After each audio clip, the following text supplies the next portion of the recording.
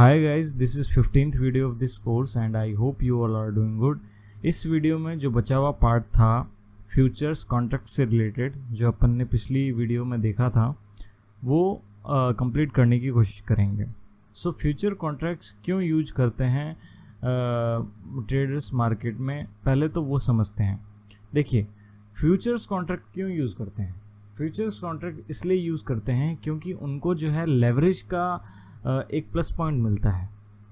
Leverage क्या होता है, लेवरेज का प्लस पॉइंट क्यों मिलता है, कैसे मिलता है, वो मैं समझाने की कोशिश करूँगा, बट मैंने इसका आंसर आपको इस वीडियो से पहले ही दे दिया, राइट। अब लेवरेज क्या होता है, लेवरेज के बारे में मैंने आपको बता ही दिया। जब कोई इंट्राडे करता है तो उसको लेवरेज मिलता है 5x का, मतलब उसकी जो कैपिटल है, अगर उसकी 10,000 कैपिटल है तो फिर 50,000 बन जाती है। क्यों? क्योंकि उसको लेवरेज मिलता है, एक तरह का स्मॉल आप कह सकते हो लोन मिलता है। बट फ्यूचर्स में कौन सा लेवरेज मिलता है और क्यों लोग ट्रेड करते हैं, इसके क्या प्लस पॉइंट होते हैं, वो जानने की कोशिश करेंगे, राइट, इस वीडियो में। सो बिना ही कोई देरी करते हुए एक नई फ्रेशनेस के साथ इस वीडियो को स्टार्ट करते हैं। So let's get started, right. So पहला पॉइंट ये है, मैं आपको प्लस माइनस पॉइंट बताने से पहले कुछ पॉइंट्स जो हैं, रूल्स जो हैं और ऐड करना चाहूँगा।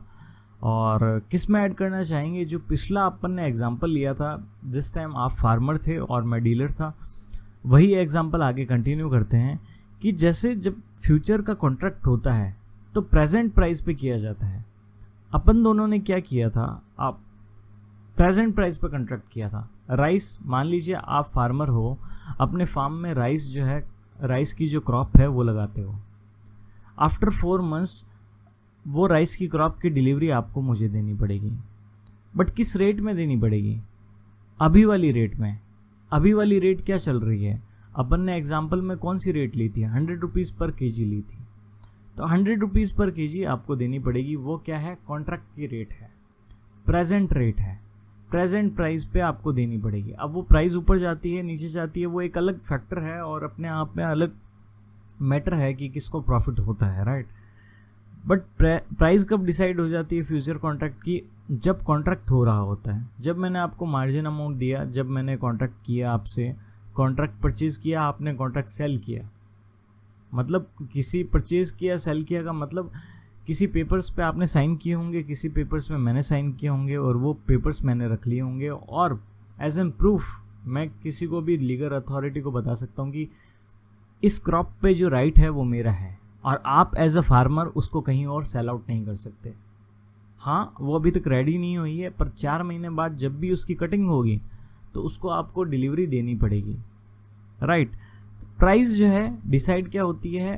प्रेजेंट रेट पे प्राइस उसकी डिसाइड होती है, और 4 महीने बाद भी उसकी प्रेजेंट रेट पे ही प्राइस आपको मुझे देनी पड़ेगी, चाहे आपका फ़ायदा हो रहा हो, चाहे आपका नुकसान हो रहा हो। फ़ायदा हो रहा हो तो आप क्यों ही देंगे, और नुकसान हो रहा हो तो भी आपको मुझे प्रेजेंट रेट पे ही देनी पड़ेगी। एंड नेक्स्ट पॉइंट क्या है? आफ्टर मेकिंग कॉन्ट्रैक्ट, कि मतलब अगर मैंने कॉन्ट्रैक्ट कर दिया, आपसे कॉन्ट्रैक्ट परचेज कर लिया, तो वो जो एसेट है, एसेट क्लास है, वो मेरी हो गई। अब एसेट क्लास भी हो सकता है, वहाँ पे एग्रीकल्चर प्रोडक्ट भी हो सकते हैं, वहाँ पे गुड्स भी हो सकता है, कुछ भी हो सकता है। बट अपन ने एग्जाम्पल क्या लिया? एसेट क्लास का, एज एन राइस लिया। तो जब मैंने कॉन्ट्रैक्ट किया, आपको मार्जिन अमाउंट पे की 25%, आपने पिछली वीडियो में देखा था कि 25% जो है मैंने मार्जिन अमाउंट पे किया आपको। जब मैंने 25% आपको मार्जिन अमाउंट पे किया और जब मैंने कॉन्ट्रैक्ट किया आपसे, तो वो मेरी हो चुकी है। अब आप बोलोगे सर आपकी कैसे हो चुकी है, आपने तो डिलीवरी भी नहीं ली और आपने रिमेनिंग पेमेंट नहीं दी। वो रिमेनिंग पेमेंट जो है मुझे देनी पड़ेगी, वो एक अलग बात है। वो डिलीवरी जो है मुझे लेनी पड़ेगी, वो एक अलग बात है, बट मेरी हो चुकी है। कैसे हो चुकी है? आप किसी और को बेचना चाहो तो वो बेच सकते हो क्या? नहीं बेच सकते, और आपको मुझे ही बेचनी पड़ेगी। क्यों? अपने दोनों का कॉन्ट्रैक्ट हो चुका है, उसी प्राइस पे सेल आउट करनी पड़ेगी, चाहे उसमें मेरा फ़ायदा हो रहा हो, चाहे आपका फ़ायदा हो रहा हो, इट डजेंट मैटर। बट जिस टाइम वो कॉन्ट्रैक्ट हुआ, वो जो एसेट क्लास है, चाहे वो गुड्स है, चाहे वो एग्रीकल्चर प्रोडक्ट्स है, चाहे वो फूड है, कुछ भी है, वेजिटेबल्स है, चाहे वो अगर आपकी फैक्ट्री है सैंडल्स की, सैंडल का कॉन्ट्रैक्ट दिया है, तो वो एसेट क्लास सैंडल हो गई। यहाँ पे राइस है, वहाँ पे सैंडल्स हो गई। तो वो मेरा हो गया। जिस टाइम मैंने आपसे वो कॉन्ट्रैक्ट किया है वो इनडायरेक्टली मेरा हो चुका है। क्यों? क्योंकि आप किसी और को उसकी डिलीवरी नहीं दे सकते, आपको मुझे ही देनी पड़ेगी। तो उसका जो राइट है वो मेरे पास ही है।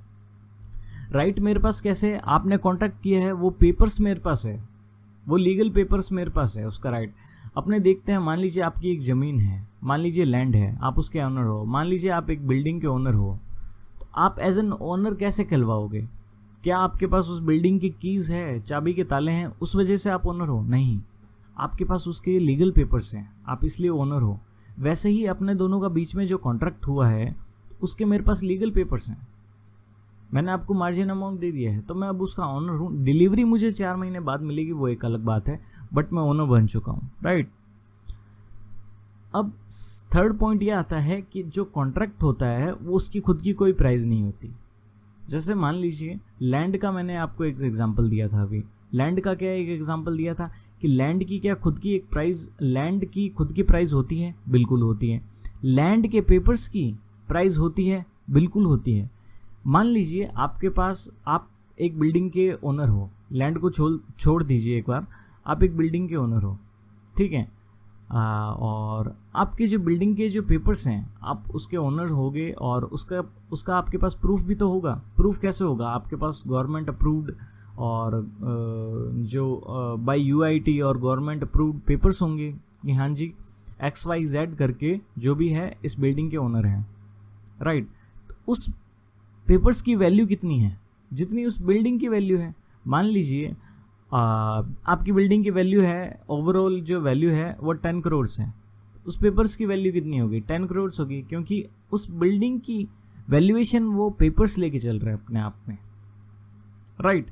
अगर वैसे ही उस बिल्डिंग की वैल्यूएशन, ओवरऑल जो वैल्यूएशन है उस बिल्डिंग की वो 5 करोड़ है, तो उस पेपर्स की कितनी वैल्यूएशन होगी?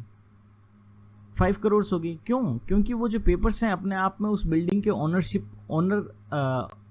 वो ऑनरशिप लेके चल रहे हैं कि हाँ, हमारे पेपर्स पे लिखा हुआ है कि इस बिल्डिंग की वैल्यूएशन इतनी है and he is the owner of that building, you are owner of that building.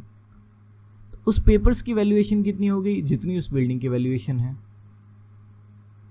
वैसे ही कोई, मान लीजिए कोई बिल्डिंग है, टूटी फूटी बिल्डिंग है, और उस बिल्डिंग की वैल्यूएशन है 10 लाख, तो उसको, उस पेपर्स को आप लेने के लिए किसी को 1 करोड़ देंगे क्या? नहीं, क्योंकि जिसकी वैल्यूएशन है उस पेपर्स में उसकी खुद की एसेट क्लास की वैल्यूएशन 10 लाख है। आप उस पेपर्स को लेने के लिए 1 करोड़ किसी को क्यों पे करेंगे? मान लीजिए किसी बिल्डिंग की वैल्यूएशन है 10 करोड़, आप उस बिल्डिंग के पेपर्स आपको कोई 1 करोड़ में दे रहा है तो ले लेंगे क्या? बिल्कुल ले लेंगे, क्योंकि उस पेपर की वैल्यूएशन ही 10 करोड़ है। पेपर लेने का मतलब वो बिल्डिंग आपको सेल आउट हो रही है। पेपर ऐसे नहीं कि आप उसके पास पेपर्स थे, आपने ले लिए तो बिल्डिंग आपकी हो गई, नहीं। मतलब वो जो प्रोसेस है वो पूरा होके वो पेपर आपके साथ में हैंड ओवर किया जा रहा है और आपके नाम पे ट्रांसफ़र हो जा रही है। आपके नेम पे वो जो फिक्स्ड एसेट है, एसेट क्लास है, वो ट्रांसफ़र की जा रही है, राइट। वैसे ही अगर फ्यूचर कॉन्ट्रैक्ट अपन दोनों ने अपने दोनों के बीच में हुआ था, आपके और मेरे बीच में, आप एक फार्मर है और मान लीजिए आपके अपने फार्म में जो है 100 kgs ऑफ राइस होते हैं, और पर केजी राइस की रेट क्या चल रही है अभी? 100 रुपीज़ पर केजी चल रही है एग्जाम्पल के हिसाब से। तो उस पूरे क्रॉप की वैल्यूएशन कितनी हो गई? 10,000 हो गई। 100 मल्टीप्लाई बाय 100 10,000 हो गई। तो उस कॉन्ट्रैक्ट की वैल्यूएशन कितनी हो गई? 10,000 हो गई। क्यों? क्योंकि वो जो कॉन्ट्रैक्ट आपके और मेरे बीच में हुआ है, मैंने वो जो कॉन्ट्रैक्ट पेपर्स हैं वो अपने आप में 10,000 की वैल्यूएशन लेके चल रहे हैं। अब समझ आई?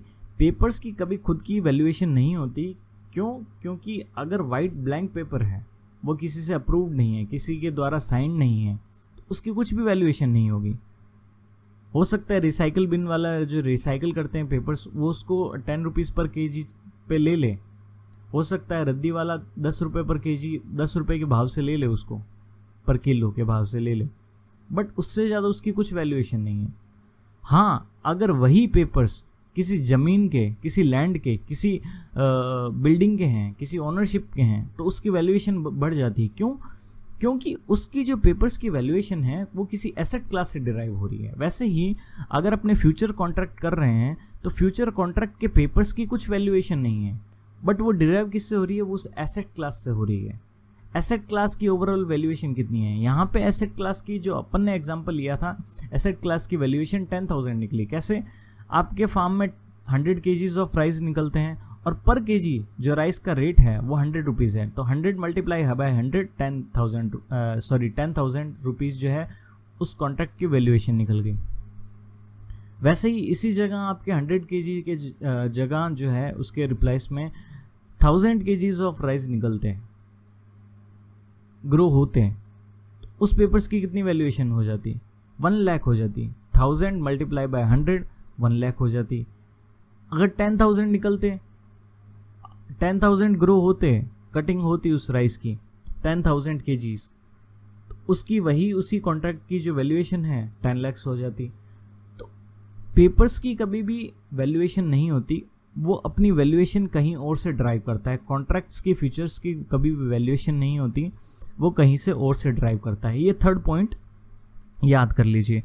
फोर्थ क्या है कि मान लीजिए मैंने आपसे कॉन्ट्रैक्ट कर लिया 100 kgs ऑफ राइस का, मार्जिन अमाउंट थी 25%, मैंने आपको वो पे कर दी।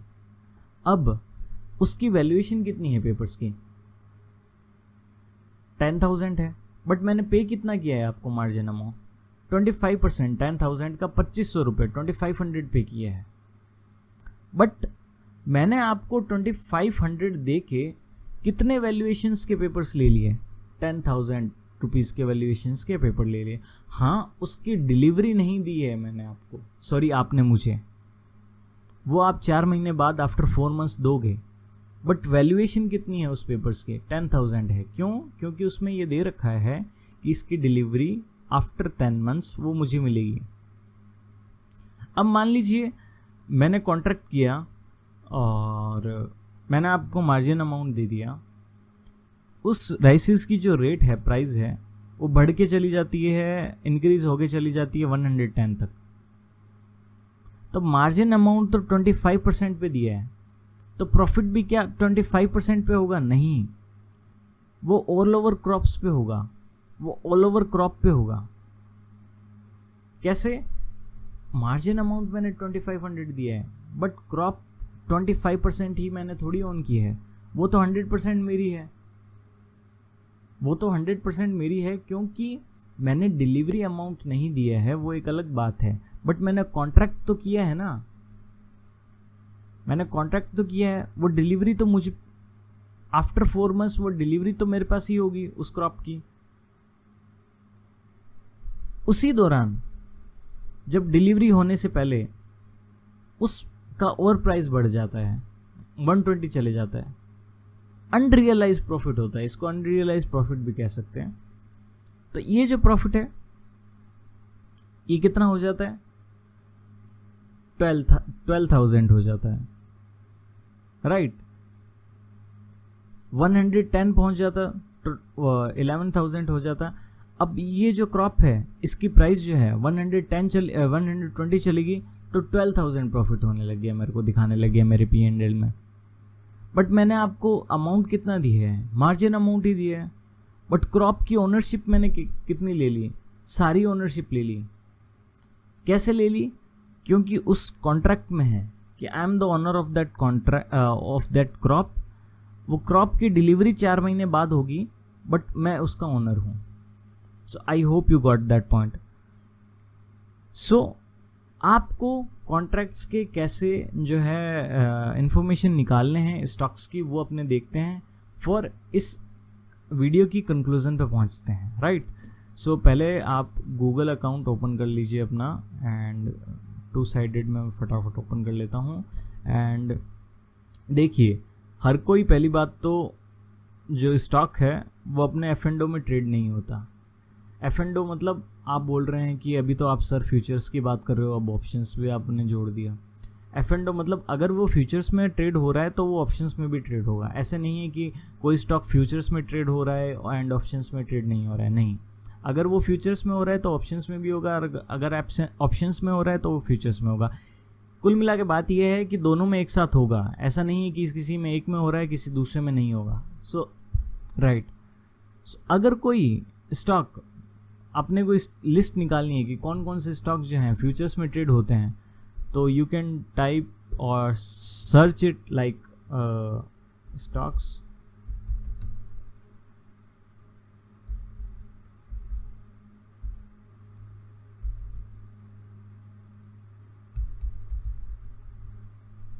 ऑप्शंस NSE लगा दीजिएगा, आगे NSE की जो ऑथेंटिक साइट है वो आ जाएगी आपके पास। तो ये NSE की ऑथेंटिक साइट है, यहाँ पे सारे जो हैं डेरिवेटिव्स आ गए कि कौन कौन से स्टॉक जो हैं डेरिवेटिव्स में ट्रेड होते हैं। ये कितने स्टॉक्स हैं? 195 हैं, बट इसमें से इंडेक्सेस भी जो हैं आप उसको डिडक्ट कर सकते हो। अच्छा, इंडेक्सेस इसने ऐड भी नहीं किए हैं। सो या 195 जो स्टॉक्स हैं वो ट्रेड होते हैं अपने मार्केट में, स्टॉक मार्केट में, जिनको अपने फ्यूचर्स एंड ऑप्शंस में ट्रेड कर सकते हैं, राइट। ये तो अपने पास लिस्ट आ गई। अगर आपको फ्यूचर्स एंड ऑप्शंस की जो है इन्फो देखनी है, इन्फॉर्मेशन देखनी है, वो कैसे देखेंगे? आप NSE की वेबसाइट ओपन कीजिए, NSE। अब कोई भी स्टॉक का, मान लीजिए यहाँ पे किसी का भी पिकअप कर लेते हैं, अपने कोल इंडिया कर लेते हैं, तो NSE की वेबसाइट पे सर्च कीजिए COALINDIA, कोल इंडिया आ गया। फर्स्ट वाले पे ऑप्शंस पे क्लिक कर लीजिए। यहाँ पे सेकंड नंबर ये इक्विटी भी सिलेक्ट कर रखा है, बट अपने को डेरिवेटिव्स में जाना है। डेरिवेटिव्स में क्लिक किया, ऑल कॉन्ट्रैक्ट्स आ गए। ऑल कॉन्ट्रैक्ट्स में नहीं जाना है अपने को, पहले इसको एक और लोड होने देता हूँ।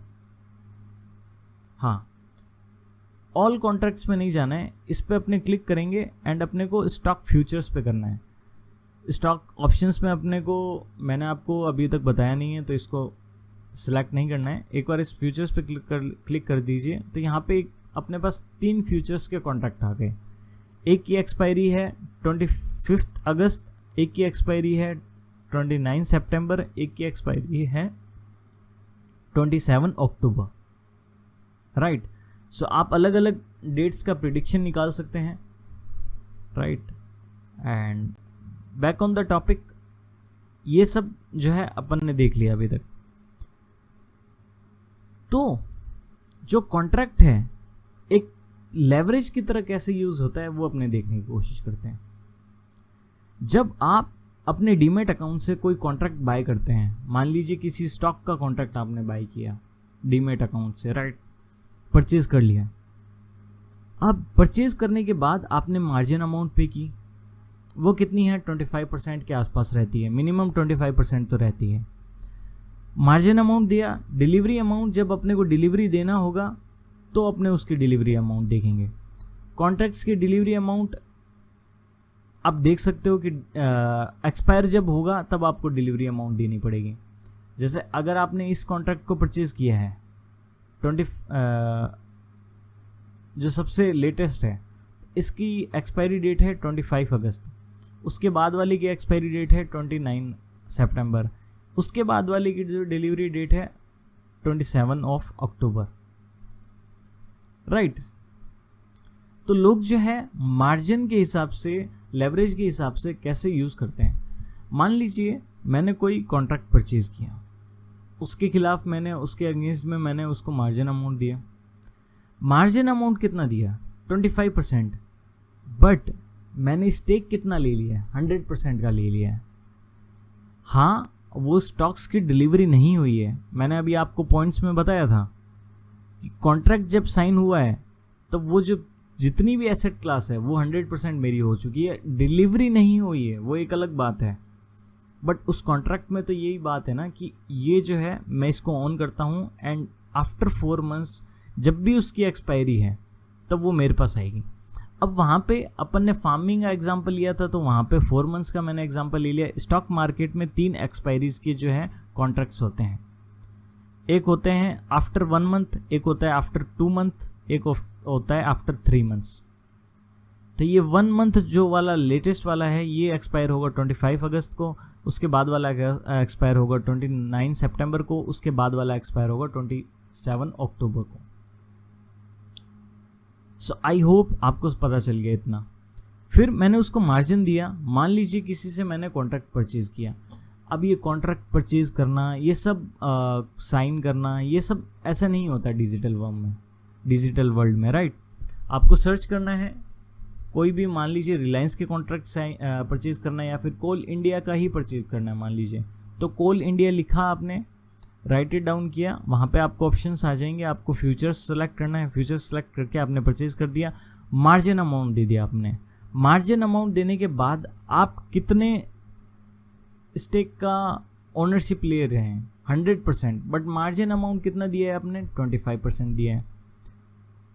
अब मान लीजिए वो जो स्टेक है आपका, जो जितनी आपने स्टॉक्स लिए हैं, जितना उसका आपने मार्जिन अमाउंट पे किया है, वो 100% जितनी भी वैल्यूएशन है, अगर वो स्टॉक नीचे जाता है तो आपको 25% के हिसाब से लॉस होगा या फिर 100% के हिसाब से? आपको 100% के हिसाब से होगा। क्यों? क्योंकि आफ्टर जितने भी मंथ का आप जो है डिलीवरी ले रहे हैं, आफ्टर 2 मंथ्स वाला ले रहे हैं, आफ्टर 3 मंथ्स वाला ले रहे हैं, आपको डिलीवरी देख के वो लेना पड़ेगा। आप बाध्य हैं उसमें, आप बंध चुके हैं, राइट। जो मार्जिन अमाउंट दिया है 25%, इसका मतलब ये नहीं है कि आपको जो लॉस होगा तो 25% में ही होगा, नहीं, आपको 100% में हो रहा है। अब सारी स्टोरी समझ आने लगी है आपको? आपको लॉस तो 100% में ही हो रहा है। क्यों? क्योंकि आपको डिलीवरी तो लेनी पड़ेगी। अब यही मैं आपको बात समझाने की कोशिश कर रहा था कि चाहे उस स्टॉक की, वहाँ पे मैंने राइस का एग्जांपल लिया था, यहाँ पे मैं स्टॉक्स का एग्जांपल ले रहा हूँ, चाहे वो स्टॉक की प्राइस गिरे चाहे बढ़े, आपको जो लॉस हो रहा है वो 100% पे हो रहा है। क्यों? क्योंकि आपको उसकी डिलीवरी लेनी पड़ेगी। आप उसको मना नहीं कर सकते, वो बेचने से मना नहीं कर सकता, आप लेने से मना नहीं कर सकते। आप दोनों बाइंडेड हो, आप दोनों रूल्स में, रेगुलेशंस में आप उसमें बाध्य हो, आप जो है फिक्स हो चुके हो, आप अपने रूल्स ब्रेक नहीं कर सकते। That's how contract works, right. आपने मार्जिन अमाउंट कितना दिया? 25% का दिया, बट आपने ओनरशिप कितनी ली? 100% की ओनरशिप ले ली, right. So I hope you got my point till now. उसके बाद क्वेश्चन ये होता है कि जब आप कॉन्ट्रैक्ट उसका परचेज कर लोगे, राइट, मार्जिन अमाउंट देके परचेज कर लोगे, मान लीजिए 10 रुपये स्टॉक ऊपर चले गया, तो आपको प्रॉफिट कितना होगा? आपको 100% के हिसाब से प्रॉफिट होगा, बट आपने रुपए कितने दिए? 25% दिए। अब मान लीजिए लोग क्या करते हैं, जैसे ही डिलीवरी डेट पास में आती है ना, उसी कॉन्ट्रैक्ट को किसी और को बेच देते हैं, तो उनको डिलीवरी भी नहीं देनी पड़ती, डिलीवरी अमाउंट भी नहीं देना पड़ता, मार्जिन अमाउंट 25% लगता है, बट उन्होंने स्टेक कितना ले लिया? 100% का स्टेक ले लिया अपने पास। और प्रॉफिट कैसा चल रहा है? 100% का प्रॉफिट चल रहा है। एज एन ये लेवरेज यूज होता है फ्यूचर जो है। एक तरह से शॉर्ट फॉर्म में आप कह सकते हो कि आपने अगर 400 स्टॉक खरीदने हैं, 400 क्वांटिटी में कोई स्टॉक खरीदना है, कोई भी स्टॉक है फॉर एन एग्जांपल, तो आप वो 400 स्टॉक जो है, उस 400 स्टॉक की जो होल्डिंग है, आप 100 स्टॉक्स के रुपए की दे के उसको खरीद सकते हैं। 100 स्टॉक्स की जितनी वैल्यूएशन है उतना पे करके 400 स्टॉक खरीद सकते हैं, परचेज कर सकते हैं। वो स्टॉक्स जो है आपके डीमैट अकाउंट में रिफ्लेक्ट नहीं होंगे, वो डिलीवरी के बाद ही होंगे, बट उसकी वैल्यूएशन जितना कॉन्ट्रैक्ट आपके डीमैट अकाउंट में रिफ्लेक्ट हो रहा होगा। क्यों? मैंने आपको बताया कि कॉन्ट्रैक्ट की जो वैल्यूएशन है वो किससे ड्राइव होती है? उस एसेट क्लास से ड्राइव होती है। उस एसेट क्लास की वैल्यूएशन कितनी है? वो 400 स्टॉक जितनी वैल्यूएशन है, वो 100 स्टॉक जितनी वैल्यूएशन नहीं है। आपने मार्जिन अमाउंट देके 100 स्टॉक का मार्जिन अमाउंट देके 400 स्टॉक का जो है वैल्यूएशन वाला कॉन्ट्रैक्ट परचेज किया। जैसे मैंने आपको 100 kgs ऑफ राइस वाला जो एसेट क्लास था, राइस का एसेट क्लास था, राइट, वो राइस परचेज करने के लिए 100 kgs ऑफ राइस परचेज करने के लिए मैंने आपको अमाउंट कितना दिया? 2500 दिया। जबकि उस राइस की क्रॉप का वैल्यूएशन कितना था, 10,000 था, तो उस कॉन्ट्रैक्ट का वैल्यूएशन कितना हो गया, 10,000 हो गया। वैसे ही आप 100 स्टॉक्स की प्राइस पे करके अब 400 स्टॉक्स के प्राइस का वैल्यूएशन का कॉन्ट्रैक्ट आप परचेज कर सकते हैं। अगर वो स्टॉक ऊपर जाता है तो आपको फायदा किस हिसाब से होगा, फॉरेक्स के हिसाब से फायदा होगा। आपको 100 जो है वैल्यूएशन के हिसाब से फायदा होगा, आपको 25%, 25% के हिसाब से फायदा नहीं होगा। और ये सब जो है कैलकुलेशन अपने को डीमेट अकाउंट करके देता है, अपने को टेंशन लेने की जरूरत नहीं है, राइट। आप F&O में ओपन कीजिए, और इसमें क्या होता है कि इंट्राडे में क्या था कि अगर अपने लेवरेज ले रहे थे तो अपने को कट करना पड़ रहा था। अपन ने आज पोजीशन बना रखी है, जब भी मार्केट एंड होने वाला है, ऑफ होने वाला है, तो अपने को पोजीशंस जो है अपनी कट करनी है, स्क्वायर ऑफ करनी है। बट इसमें कॉन्ट्रैक्ट स्क्वायर ऑफ नहीं करना पड़ता। क्यों? क्योंकि ये इंट्राडे नहीं है, ये फ्यूचर्स कॉन्ट्रैक्ट्स हैं। इसमें अपनी मार्जिन अमाउंट देते हैं, मार्जिन अमाउंट दे के 25% मार्जिन अमाउंट दे के अपने कॉन्ट्रैक्ट की वैल्यूएशन, उस कॉन्ट्रैक्ट को परचेज कर लेते हैं जिसकी वैल्यूएशन 100% की होती है। अब आप इस स्टोरी से रिलेट कर पा रहे होगे, तो आपके P&L में जो प्रॉफिट एंड लॉस शो करता है वो 100% के हिसाब से करता है, ना कि 25% के, 25% के हिसाब से जो कि आपने मार्जिन अमाउंट पे किए हैं। अब मान लीजिए किसी को 400 शेयर्स खरीदने थे और फ्यूचर्स का कॉन्ट्रैक्ट उसके अवेलेबल हो रहा है 100 शेयर्स का वैल्यूएशंस के हिसाब से। अगर वो फ्यूचर्स के कॉन्ट्रैक्ट को परचेज कर लेता है तो वो कितने परचेज कर सकता है फ्यूचर्स के कॉन्ट्रैक्ट्स? 4 परचेज कर सकता है। अगर वो स्टॉक परचेज कर सकता तो कितने परचेज कर सकता था? 400 स्टॉक्स जो है परचेज कर सकता था। बट अगर वो फ्यूचर्स के कॉन्ट्रैक्ट परचेज करता है तो अब कितने परचेज कर सकता है? वो 4 जो है फ्यूचर्स के कॉन्ट्रैक्ट जो है परचेज कर सकता है। क्यों? क्योंकि उसको जो है 4 गुना परचेज कर सकता है।